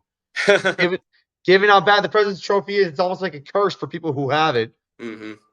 Like the 2012 Blackhawks, I think, were like the last team to actually win in the Stanley Cup and the President's Trophy at the same time. So maybe, just maybe, if you don't want the President's Trophy, fine. But the fact that Dallas is catching up to them, I think that doesn't bode well for their chances. That they're going into the playoffs a little bit shaky, Colorado. But hey, they got the playoff spot. Yeah. And like you Yeah. said with Colorado, I mean, like, yeah, I mean, are they gonna have a deep run? I mean, yes, they're gonna probably clinch the rank 1 seed, but it's the President's Trophies curse all over again. And we saw what happened last year to the Winnipeg Jets when they had the President's Trophy, and look what happened. So I feel like I don't know if it'll happen to Colorado this time around because their team is stacked, especially for getting Nazem Kadri back at the trade deadline. So basically, kind of establishing the championship team that they had a few years ago. And so they're trying to recapture that with the stellar season that they're having. So maybe the President's Trophy curse will not happen, but you just never know. It just always comes back to bite a team in the butt. And we'll see if it happens this year to Colorado. And then when we get to the playoffs, there was one team that I thought was going to be a shoo-in to make the playoffs. Now it's looking a little bit bleak. I'm talking about the New York Islanders. So the Devils and Rangers, well, the Rangers are toast to begin with. The Devils are trying to come back, and it's just going to be an uphill battle for the rest of the time. The Islanders, though, are in a tough position because they are now currently out of playoff position as we speak. They don't have the head-to-head tiebreaker with Columbus, who currently occupies the third place position in the Metro. Islanders are also 1 point out of a wild card. Boston and Detroit are barely hanging on, and it's a little bit iffy right now, right? If you're the Islanders, because you look at the schedule they got. I mean, they got to face Columbus on Sunday, which is tomorrow, and they win that game. That might be huge for them to get back into third place. But today, you got to face the Montreal Canadiens, who are also a playoff bound team as it stands right now. And then you got the Stars, and then you got the Pittsburgh Penguins. The Buffalo Sabres are on fire right now. They're in first place in the Atlantic. And then you got teams like the Hurricanes a couple times. And then you got to face the Canadiens again. Like this Islanders schedule, their main schedule is not entirely easy. And they got off to such a hot start. But if you look at what they've done, they've split their last 4 games. That loss to Ottawa is going to kill them if they don't make the playoffs. Yeah. Because that's the game that put them behind. Mm-hmm. Yeah, you mentioned the rest of that schedule. That's brutal for the Islanders. They gotta face already teams in the playoffs and teams who have leapfrogged them. They got to face Carolina twice, Montreal twice, including tonight. Dallas, Pittsburgh, Florida, who might not even make the playoffs this year, which is shocking, but they're still like a fine team. The Flyers, who are like are on the outside looking in, so they're trying to vie for a playoff spot too. Buffalo, who's been the Cinderella story of this entire season. I mean, that's a tough rest of the schedule. They got to fight to the end if they're going to try to make the playoffs for sure. And I think that this incredible season that was highlighted by Matt Schaefer is starting to get a little bleak. So this is really going to test how good this Islander team really is. For sure. And now I think that we look at the standings for the NHL right now. I was mentioning the playoffs. Buffalo is looking like they're going to win the Atlantic. They're 4 points out of Tampa Bay with 13 games left. Tampa Bay has 15 games left. They're only down by 4 points in the Atlantic. But Buffalo is just playing out of their minds. Like, this team's just not going to stop. Yeah, I mean, like I said, I feel like I wouldn't be shocked if, again, this type of season they have momentum and it boosts their chances of going on a deep run this time. I feel like you could see Sabres against the Lightning in the Eastern Conference Finals. I feel like that could easily happen. It really depends on what the Hurricanes and Penguins do. But Sabres, they've got the tools and the coach to go on a deep run this year. And I think it's great to see. And after they do make the playoffs, the New York Jets are going to be the only team that has the playoff drought in across the 4 major sports. If you're a Jets fan, this must be like terrible for you to see the fact that Buffalo, the team you were tied with for the longest active drought across all 4 major sports. Now I'm gonna end their drought, and now you're standing alone. That's brutal. Well, I guess the good news is maybe not this year, but maybe next year, if you do get your quarterback, whether it's Arch Manning or whoever, maybe you'll make the playoffs. Maybe it ends maybe next year. Who knows? Maybe it really depends. The Jets are just not a well-run organization. But back to hockey. I mentioned Buffalo's first in the Atlantic. Tampa Bay's in second in that division. Montreal's third. Carolina is just hugging that Metro first place tight. They're looking really good. They're at 94 points. Pittsburgh's hanging there at a solid 86 points. Alex, hometown team, and Alex, main team are the top two in the Metro.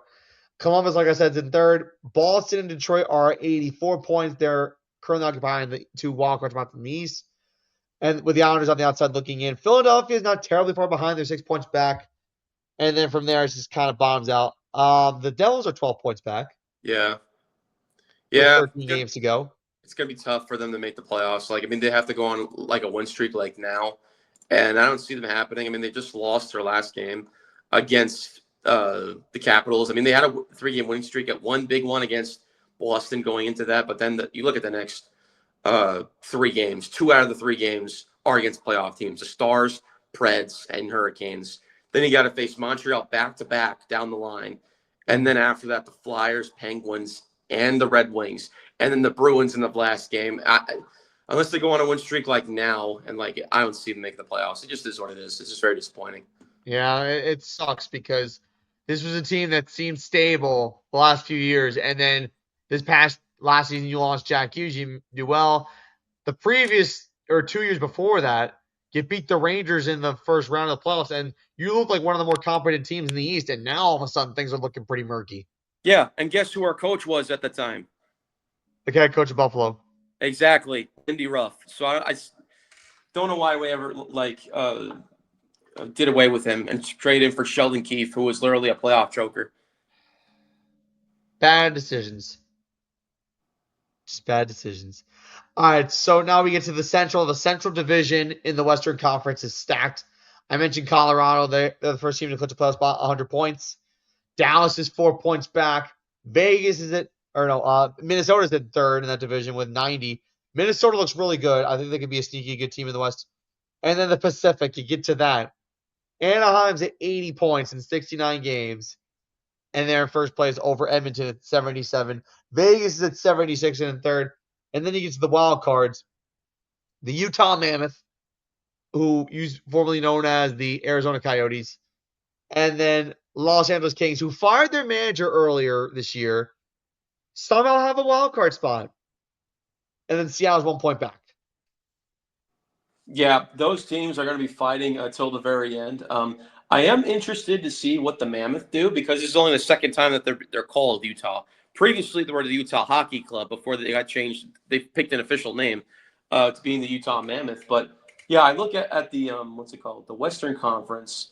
The Ducks, I'm very shocked at like how good the Ducks have been this season because they've not been a good team in years past, but for some reason they're putting up again a really good season, and they're showing you why like the young talent is finally paying off, and I think that's a great testament to their coaching and to where like these teams that you see, especially like with the Ducks, the young talent is there. Like it just takes some time to develop, and I think that might be the case. It happened with the Sabres this year. Like, look how good they're doing with the young talent that they have.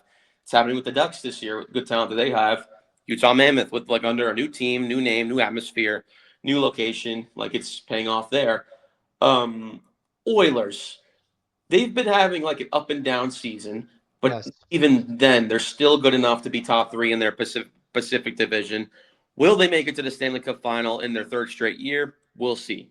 And we do know that Connor McDavid, like he did sign an extension for I think like 2 or 3 years, and then what happens after that? Because I feel like his trust in the team's ability to build correctly around him is probably starting to fade. And I think the guy can only do so much with him and Draisaitl.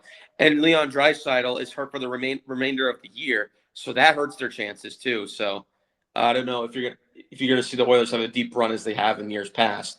But I feel like the Kings, even the Kraken, they're only 2 points behind the Preds for the final wildcard spot.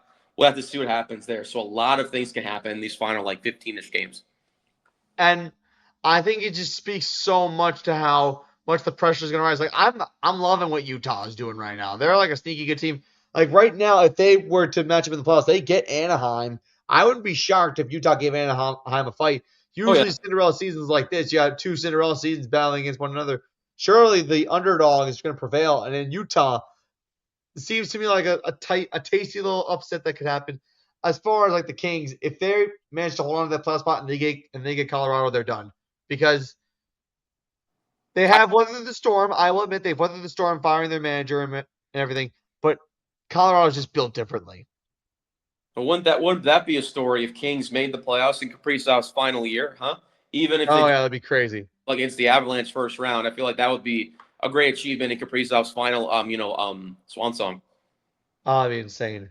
That'd be absolutely insane. We're waiting for Vancouver to get eliminated. They're on the cusp of getting eliminated. The Rangers are terrible. They're done.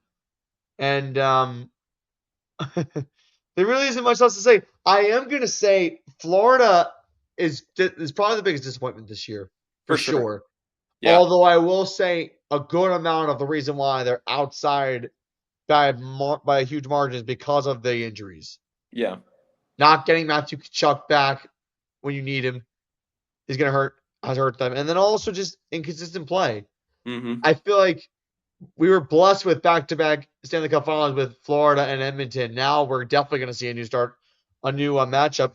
I don't even think Edmonton can do it. You mentioned Leon Draisaitl getting hurt. That's going to be a big blow.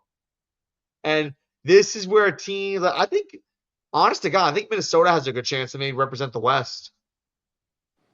It's possible. I feel like a team that's been hungry like every single year and just as comes up short, the Dallas Stars. I feel like the Dallas Stars, this might be a good chance that they can make it to the Stanley Cup final. I feel like they're going to have to get past Colorado to do it. I want to see a West final of Dallas against Colorado, actually. I feel like that'd be a very, very good matchup, and that might go a full 7 games. I feel like the Stars have been craving to get back there ever since they lost to the Lightning that one year in that one Stanley Cup final. I feel like they're trying to get back there. They've been so close, like in so many years, like in a row. I feel like this might be the year that they can do it because, like you said, Colorado's good, but they do have the President's Trophy curse like on their hands right now. If that comes into fruition, Dallas has been consistent all year, even with their injuries and their play, even with the shortcomings that they have had. But with Oilers losing Draisaitl, the Ducks just getting here, the Utah Mammoth and just emerging, and I feel like the Stars could really actually get themselves out of the West this year. And it's funny because Alec mentioned it once or twice that he has a funny feeling about Anaheim because I will say this though, the Pacific is not a strong division to begin with. No. I think Anaheim's in first place in a very bad division. Yeah, and I believe, let's see, they only have 38, 27, 3, 4.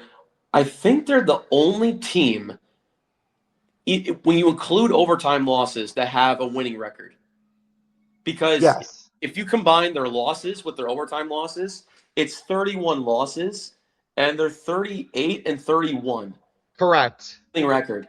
And if you combine the Oilers, 27 losses with their 9 overtime losses, 3, 4, 5, 6, 7, 8, 9, that's 36 losses. That'd be 34-36.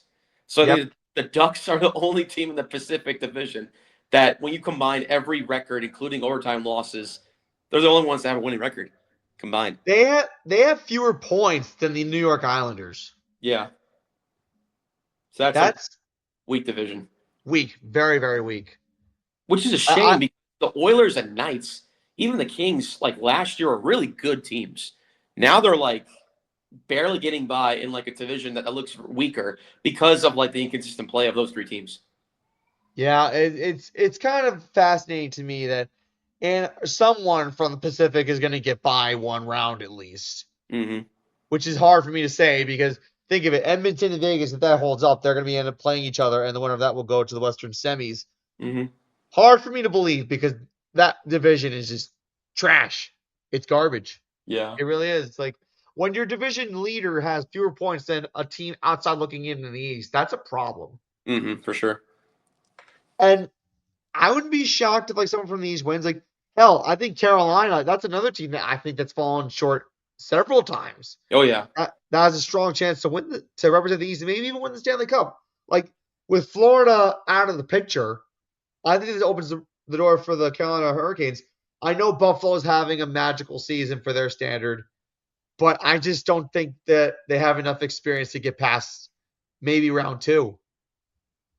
It's definitely possible. I could definitely see the Hurricanes going on a deep run, but I think they got to get past Pittsburgh first because they're having themselves quite the good season after having a bounce back from last season after missing the playoffs. So I think like the Pittsburgh might give the Hurricanes some trouble, although they did have a good matchup in their last game where the Hurricanes, I think, beat them 6-5 in OT. So that should be another good matchup if they were to clash against each other in the postseason. Yeah, and we got a lot of hockey left, like less than a month before the playoffs, and both the NBA and NHL. So that should be a lot to look forward to over the next month. So we have less than 20 minutes to go. Like I said, no fresh Final Five because you can't do it with 2 people. But what I will do is I will go over the brackets right now for the Foursquare Sports March Madness Bracket Challenge. One of my brackets is currently sitting in the top 5 with 300 points. I'm gonna tell you who the top brackets are. The top bracket currently belongs to Grandma Kathy Siriani, bracket number 4 with 340. Samantha Rose, my sister, she's at 310. So that's a big pickup for Grandma Kathy. I guess she must have had some team. Let me just take a look at the scores again. Really only 2 games went final. Although at the half, Duke is up 38-34 over TCU, so that's a tight one. And then also Houston, Texas A&M. I can see why Kevin's looking at the TV. That's a close game, 27-24, late in the first half. Only Michigan State and Michigan have gone final. They've won their games. I guess Grandma Kathy had Michigan State win over Louisville, and the other teams, the other brackets behind them did not. No, she had Louisville over Michigan State, I'm pretty sure. Ooh, really? Most of the brackets I looked that are above mine had Louisville over Michigan State. Oh, no, I'm looking right now. Grandma Kathy, it said Grandma Kathy bracket 4 has had Michigan State over Louisville. Okay, but I know she has Tennessee winning it all, which I'm sorry, that's not happening.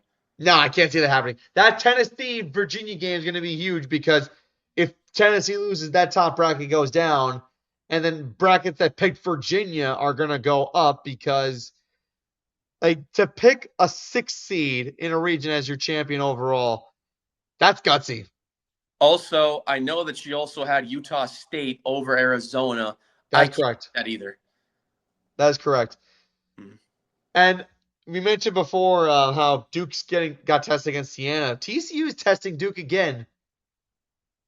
So if Duke goes down, a lot of brackets go down. If Arizona somehow gets upset against Utah State, a lot of brackets will go down too, because Duke and Arizona were the 2 most popular picks according to the ESPN Tournament Challenge app. Yeah, and like I said, struggling that first round just to get past Siena, and now in a close game against TCU further proves my point that Duke is not as strong as they were last year, and I wouldn't be surprised if maybe a St. John's knocks them off next round. I don't have that in any of my brackets, but I wouldn't be shocked in the slightest if that happens. I wouldn't be shocked either. Honestly, I think the first couple games of a tournament can really tell you where a team is going and how strong they look. That Siena game was just a bad sign. It could be a bad sign of things to come for Duke, in all fairness. But I can at least, if they hold on, they'll at least make the Sweet 16, if not the Elite 8. Probably. Duke's got the hardest region in the country because you got UConn, Michigan State, St. John's, Kansas. You got legendary coaches. That's all in one region. And you're down two of your players in Caleb Foster and Gangba too. So that's another hurdle you got to climb too. Yeah, so it's going to be a tough field of time for John Shire and his players, but I think that they may have a chance to pull this off. Although March Madness, we've seen this before. Yep. And like Iron Eagle said, anything can happen in March. That's right. So going back to this, we'll wrap this up a little early just because we got a lot to look forward to. I know Kevin's probably looking at that Houston Texas A&M game out of the corner of his eye. And obviously no John Alec. I'm actually amazed we got through an hour and 44 minutes of this which is 2 people. Mm-hmm. All right. So to put a bow on everything, first off, again, $1,000 cannot be underestimated. So for everyone who chipped into this, whether you chipped in one bracket, 5 brackets, it doesn't matter. You chipped into a really fun competition. And the person who wins the whole thing will get the whole $1,000 pot. That wouldn't be possible without you participating in a community that really is strong. I think I would say a strong community. And obviously, I think we did a good job promoting this event, and we did a good job blasting it out. And I think it just pays dividends the fact that we have that pot sitting there, and I couldn't be more proud of how well we did. And I think for those of you who were able to chip in and you saw that prize, give yourself a pat on the back, because that that would not be possible, without your support. And it really does mean a lot. To myself, Kevin, Alec, and John. And again, March Madness, anything can happen. So while you may look at your brackets and you may say, oh my God, I'm toasted. One tip I got to mention to you: later games mean more than the early games. Like in the ESPN Tournament Challenge, if you get one right, that's 10 points. Get a Final Four winner correct, that's 160 points. So I remember last year, like even I had struggled in like the first 2 rounds with my picks, but my later round picks really helped me carry my bracket to victory. Same thing's kind of happening to me this year. Yesterday I missed like 4 picks. Today I missed only 2, and we'll see what happens the rest of the games later tonight. But like I'm more concerned with as long as I hit my later picks, maybe I can win this thing back to back. Who knows? now, if you do win this thing back to back, that's $1,000 that could go to anything. It could be your 401k, it could be your retirement fund, even though you're 26, I believe. Like, not too early to be thinking about retirement. I guess 40 years ahead of time. Mm-hmm. But student loans also are another thing. That's another thing that people contribute to. Speaking of which, I haven't even mentioned a couple other people who contributed. Patrick Rush and his Patrick's Happy Hour Network. We had a couple people chip into that too. So that just shows you again how awesome some people can be. And my dad once said this in business. I've put it in the Foursquare Discord. I'm going to say it again here. In business and in life, if you want to be successful, you have to use the connections around you. Use your resources to get you to where you want to be. Absolutely. That it's in business, it's in life, it's in everything. I'm not saying be a people's ass and like talk to them every 5 seconds and say, hey, join. But be wise with your connections. Be wise with timing. And that's what happened here. And the support was amazing. And again, I'm grateful for it. Well And said. so is everybody. Now, if Kevin wins back to back and he wins 1,000, that's $1,600 he'd be collecting in the last 2 years. That's right. I hope I can do that, but no guarantees, obviously. That's not a guarantee. Definitely not. All right. Now, before we end this, the last thing I'm going to say is that for the month of April, which is next month, April is Autism Awareness Month. And Autism Awareness Month is a very important thing to me and my friends I've grown up with, because I mentioned before I've been diagnosed with autism when I was 2 years old. I don't look like it because I'm high functioning. But you'd be amazed how awesome autistic people can be. They think outside the box, stuff like that. To pay homage to Autism Awareness Month and to celebrate Autism Awareness Month, I have an Autism Awareness sports jersey that I'll be wearing every episode of Foursquare Sports throughout the entire month of April. And it's awesome. I did it last year. We were under a different name, and I'm going to keep that trend going in 2026. Just to keep in mind, though, if you're autistic, it doesn't mean that you're weak. It doesn't mean that you're not normal. You're different, but you're different in the best kind of way. Absolutely. Take that from me. And also take that from Alex, because I think Alex is on the spectrum too. Mm-hmm. But anyone who knows someone who's autistic, anyone who has been around someone who's autistic, cherish them. They mean everything. Anyways, that should put a ball on from Kevin Zelicskovics. I'm Matt Siriani. God bless you all for watching this episode of Foursquare Sports. We will be back with you next week on Saturday, March 28th. And hopefully Alec and John will come back and we get the 4 back and the gang will be all here. That's my point of reference for the day. Anyway, this has been Foursquare Sports, which is sports at its core. Take care, everybody. And also, to watch our fantasy baseball draft episode, which is owned by Great North Sports Sportsocracy, also featuring Randy Couray and Voice of the Fans Canada. That should be a fun baseball league. Never done fantasy baseball before in my life. Same. And if you watch the video back, you can kind of tell I was struggling to make my picks, but it's all in good fun. And unlike the March Madness Bracket Challenge, it's all for fun and bragging rights and no financial compensation involved. Which I'm cool with that every once in a while. For sure. So that's all good. But again, this has been Foursquare Sports, which is sports at its core. Take care, everybody. Have a good day. We'll see you next week. Hi, everybody. Christopher Mad Dog Russo here. And you know what I do?